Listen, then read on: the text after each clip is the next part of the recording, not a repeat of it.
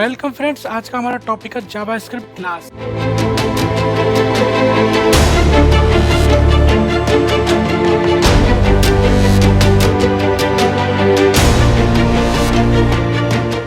ठीक है, क्योंकि ये ECMAScript 6 में आया था क्लास। उससे पहले ऑब्जेक्ट तो था लेकिन क्लास नाम की कोई चीज़ नहीं थी 2015 में। तो इसको ऐड किया गया था के अंदर आप बहुत सारे फंक्शन के अंदर बहुत सारे फंक्शन बना, कंस्ट्रक्टर बना सकते हो, ऑब्जेक्ट बना सकते हो क्लास के अंदर। ठीक है, और उस क्लास को आप अपने किसी भी कोड में किसी भी फाइल में जाकर उसको रीयूज कर सकते हो। ठीक है, तो क्लास को करने के लिए क्या करते हैं, क्लास को डिफाइन करने के लिए क्लास कीवर्ड होता है। ठीक है, क्लास कीवर्ड लगाएंगे, इसके बाद क्लास का नाम लिखेंगे। तो परंपरा अनुसार कार कैपिटल में, कार के नाम से मैंने क्लास बनानी है। तो कैपिटल में इसलिए क्योंकि देखो क्या परंपरा है प्रोग्रामिंग की, वो ये है कि किसी मेथड या फिर किसी वेरिएबल का नाम जब लिखेंगे तो स्मॉल लेटर से शुरू करेंगे। ठीक है, और लेकिन जब हम किसी क्लास या इंटरफेस या कंस्ट्रक्टर को लिखेंगे तो उसका नाम जो है वो कैपिटल से शुरू करेंगे। ठीक है, तो जरूरी नहीं इस परंपरा को हर कोई माने, वो अपने हिसाब से भी कर सकता है, ऐसा कोई एरर देने वाला नहीं, कोई इशू नहीं आने वाला, चल जाएगा। लेकिन क्या है कि एक दूसरे को समझने के लिए थोड़ा ईजी हो जाता है, इसलिए हम इसका इस्तेमाल करते हैं। ठीक है, कार जब क्लास बनाएंगे तो क्लास में भी एक कंस्ट्रक्टर होता है। वो कंस्ट्रक्टर क्या काम करता है, वैल्यू इनिशियलाइज करने के काम आता है। तो इसमें कंस्ट्रक्टर को लिखते हैं कंस्ट्रक्टर, कंस्ट्रक्टर के नाम से ही कंस्ट्रक्टर लिखते हैं। ठीक है, और ऐसे लिख देंगे, और हमें क्या क्या वैल्यू चाहिए वो हम बता देंगे इसमें। एक तो है कार। ठीक है, कार कौन सी है, पहला हो गया हमारा। दूसरा है कलर। ठीक है, हमको दो वैल्यू चाहिए इस क्लास के अंदर। हम इस क्लास के अंदर जितनी भी वैल्यू, जो भी वेरिएबल इस्तेमाल करेंगे उनको कंस्ट्रक्टर में डिक्लेयर करके इनिशियलाइज कराएंगे। तो यहाँ पे डिक्लेयर करेंगे, इनिशियलाइज कराएंगे तो लिखेंगे दिस डॉट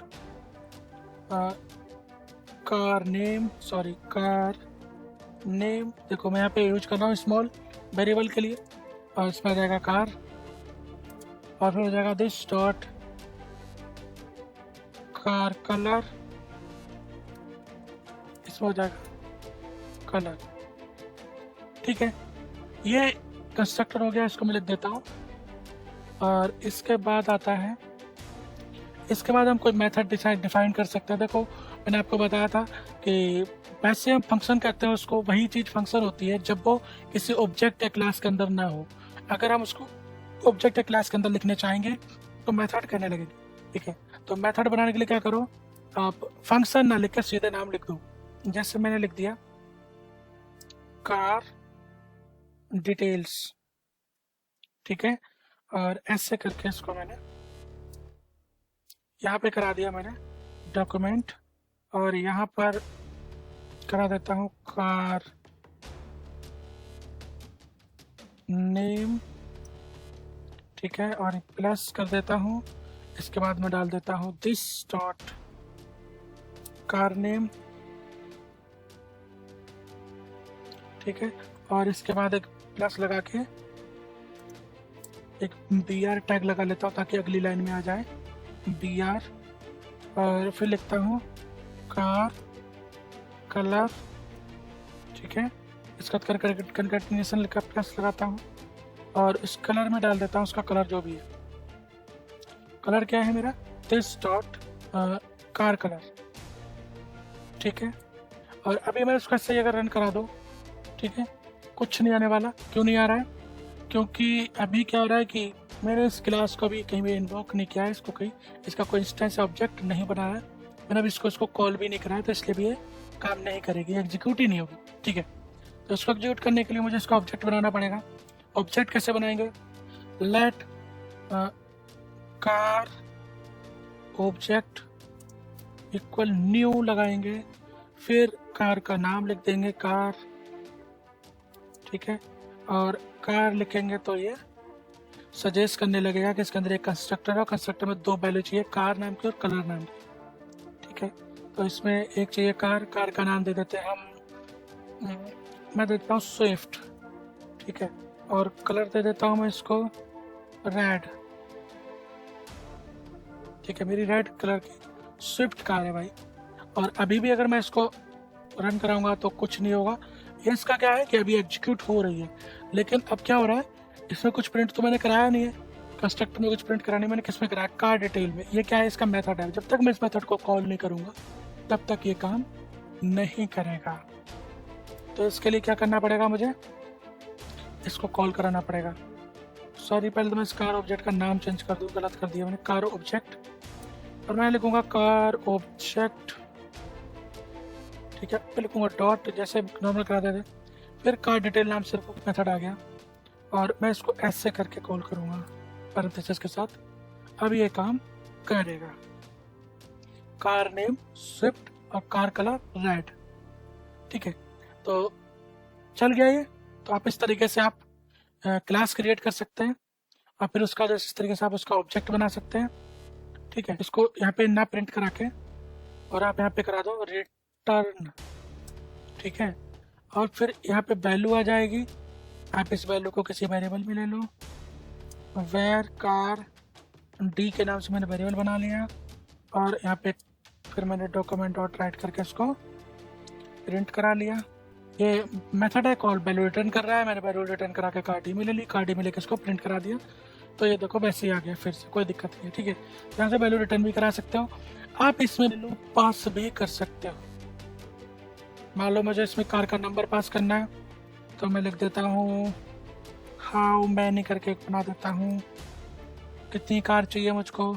तो देखो यहाँ पर ये पूछेगा हाउ मैनी, इसको हाउ मैनी चाहिए, यहाँ पे हाउ मैनी में मैं डाल देता हूँ 5 कार चाहिए, ठीक है। और रिटर्न में मैं जाके करा देता हूँ टोटल कार्स प्लस, और स्ट्रिंग बी आर टैग लेना पड़ेगा मुझे नई लाइन में जाने के लिए, बी आर, और फिर इसका लिखूँगा नंबर ऑफ कार्स, कितनी कार्स चाहिए भाई, ठीक है।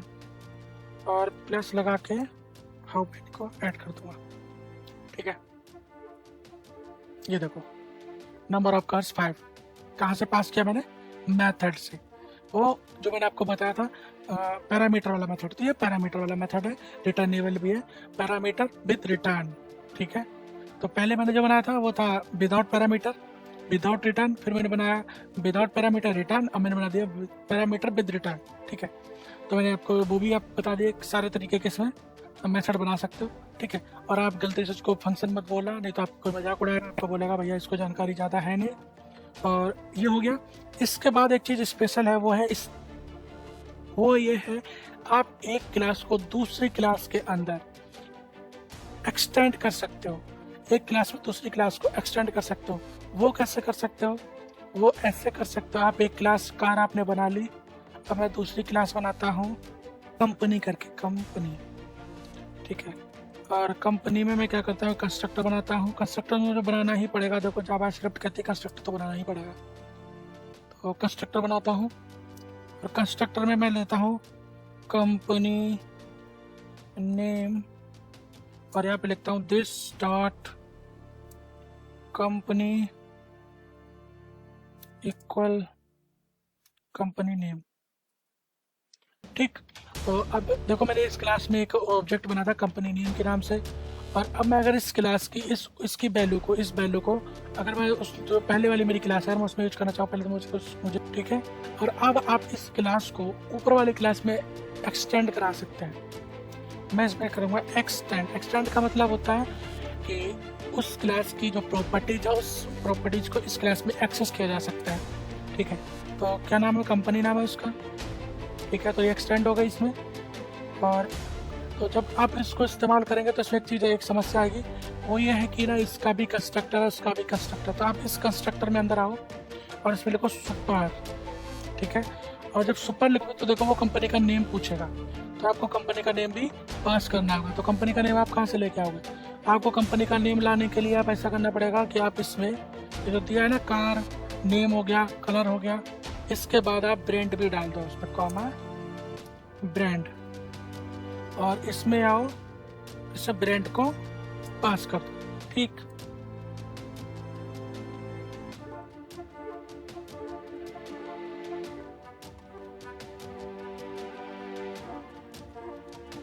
आप इस तरीके से उसको इस्तेमाल कर पा रहे हो, तो वो ब्रांड आ गया।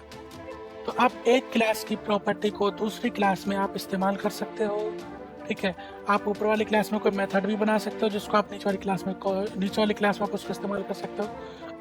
अगर मैं इस क्लास के अंदर कोई मेथड बना दूँ, ठीक है, ब्रांड के नाम से मेथड बनाया हुआ है, और इसके बाद मैं इसमें कराता हूँ रिटर्न और ब्रांड करा देता हूँ, ब्रांड नहीं, दिस डॉट कंपनी कर देता हूँ, दिस डॉट कंपनी, तो ये ठीक है। और दिस डॉट कंपनी रिटर्न कराया हुआ मैंने, और अब मुझे यहाँ पे चाहिए ब्रांड। तो देखो मैं क्या करूँगा, अब मुझे देखो ऊपर वाली क्लास है ना, इसका ऑब्जेक्ट नहीं बनाना है। क्यों नहीं बनाना? मैंने ऑलरेडी कार का बनाया हुआ, कार में इसको एक्सटेंड किया हुआ है। वेयर ब्रांड इक्वल, और मैं लिखता हूँ कार और डॉट। अब देखो इसमें कार ब्रांड के नाम से भी एक ऑप्शन आएगा, ब्रांड के नाम से, ये देखो आ गया ब्रांड। अब ब्रांड में देखो ब्रांड आ गया है। मैं यहाँ पे नीचे कॉपी कर देता हूँ, इसके नीचे डाल देता हूँ, इसमें देख देता हूँ, और यहाँ पर प्लस, और ब्रांड का नाम क्या है मेरा, ब्रांड, मैंने ब्रांड लिया हुआ है, ये देखो BR टैग लगा देता हूँ ताकि अगली लाइन में चला जाए, BR,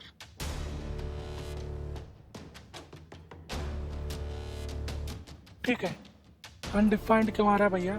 अच्छा, यहाँ पे पास नहीं किया है कार ब्रांड, चलो यहाँ पास नहीं करते हैं, ऐसा करते हैं ना, इसमें ब्रांड यहीं पे पास करते हैं, सुजुकी, मारुति सुजुकी। देखो तो आपकी कार का ब्रांड भी आ गया।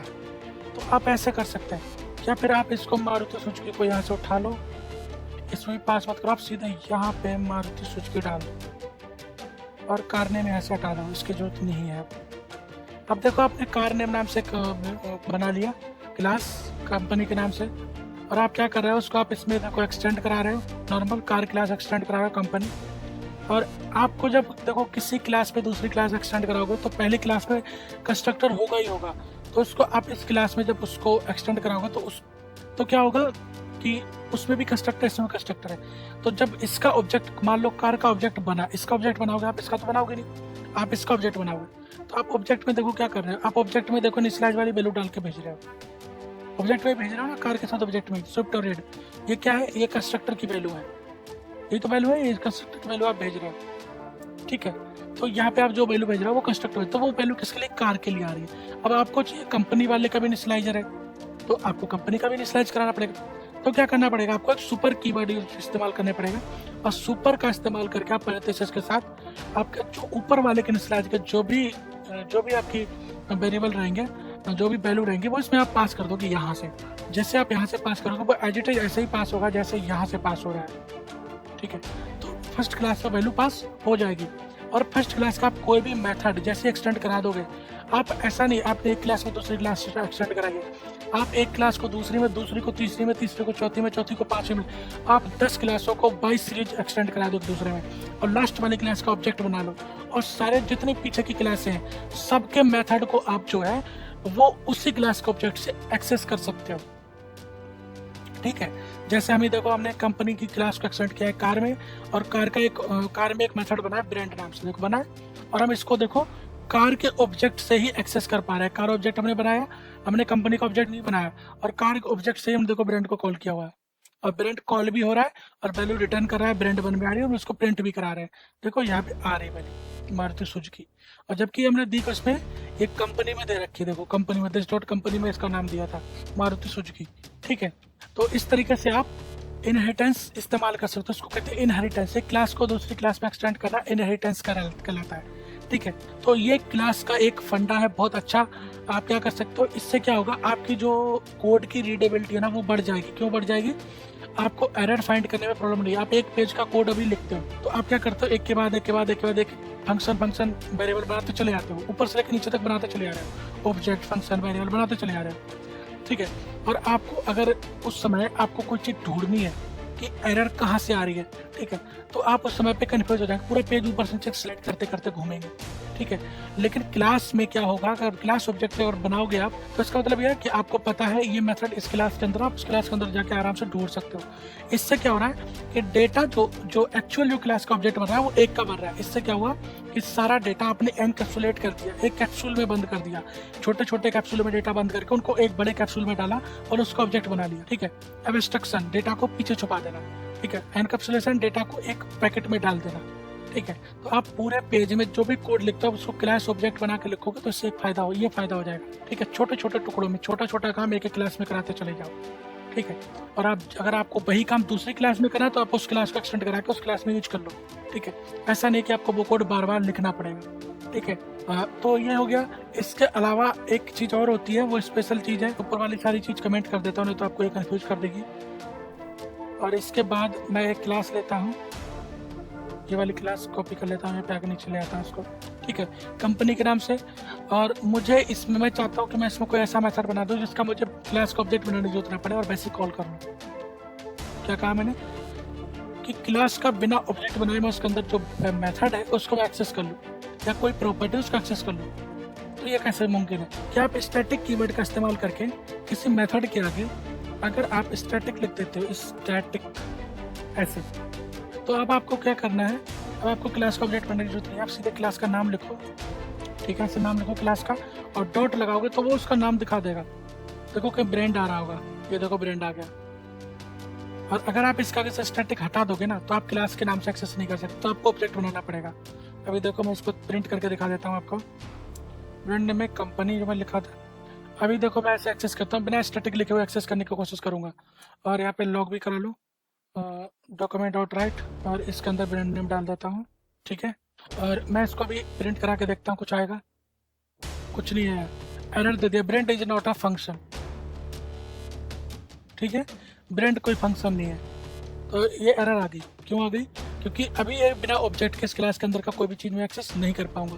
लेकिन अगर मैं किसी मेथड के आगे स्टैटिक कीवर्ड यूज कर दूं ऐसे, तो अब देखो एरर नहीं आएगी, अनडिफाइंड आ गया। ठीक है। अनडिफाइंड आया लेकिन एरर नहीं आई। एरर का मतलब यह है कि ये वैल्यू एक्सेस हो गया, मतलब ये जो मैं मेथड है वो एक्सेस कर पा रहा हूँ। अब ये अनडिफाइंड क्यों आ रहा है? क्योंकि अब ये जो वैल्यू है ना इसकी, ये जो है ये एक्सेस नहीं हो रही। ये जो दिया मैंने ये दिस डॉट कंपनी, ये एक्सेस नहीं हो रहा है। ठीक है। और यहाँ पे इसको हटा देता हूँ, स्टैटिक और कंपनी करके मैं कंपनी 2 डाल देता हूँ, कि ऊपर मैंने बना रखा है उसको, तो कंपनी 2 करके डाल देता हूँ इसमें कंपनी 2। देखो चल गया मारुति सुजुकी। रीजन क्या है? रीजन ये है कि अब देखो ये वैल्यू भी मैं एक्सेस कर पा रहा हूँ, ये प्रॉपर्टी भी एक्सेस कर पा रहा हूँ। ठीक है। तो अगर मुझे किसी क्लास के अंदर कोई मेथड या कोई प्रॉपर्टी अगर मुझे एक्सेस करनी है विदाउट ऑब्जेक्ट बनाए, तो मैं उसको स्टैटिक बना दूंगा। स्टैटिक बनने के बाद वो चीज़ जो है क्लास के नाम के साथ ही एक्सेस हो जाएगी। ठीक है। मैं यहाँ पे देखो जैसे मैंने ये लिया है ना इसे, ऐसे मैं यहाँ पे डायरेक्ट वैल्यू भी एक्सेस कर सकता हूँ। यहाँ पे मैंने ऊपर वाली लाइन को मैं कमेंट कर देता हूँ अभी, कंपनी डॉट कंपनी 2। ठीक है। अब देखो मैंने कंपनी के से सीधे इसका ये प्रॉपर्टी कॉल की है। ठीक है। ये वाली प्रॉपर्टी सीधे कॉल कर रखी है, तो देखो ये भी काम करेगी मारुति सुजुकी। लेकिन ये डायरेक्ट प्रॉपर्टी में मैं कॉल कर रहा हूँ। स्टैटिक लगा के आप प्रॉपर्टी या फिर कोई भी मेथड आप कॉल करा सकते हो। ठीक है। तो मुझे आशा करता हूँ आप लोगों को समझ आया होगा कि ऑब्जेक्ट क्या होता है, क्लास क्या होता है, स्टैटिक क्या होता है, कंस्ट्रक्टर क्या होता है, चीज़ें समझ आई होगी। और नहीं समझ आई आपको तो आप इस वीडियो को रिपीट कर करके देख सकते हैं। ठीक है। और उसके बाद भी समझना है तो आप मेरे को कमेंट कर सकते हैं, आपको क्या समझ नहीं आया, मैं आपको वो चीज़ भी समझाने की कोशिश करूँगा। Thank you. मिलते हैं नेक्स्ट ट्यूटोरियल में। धन्यवाद।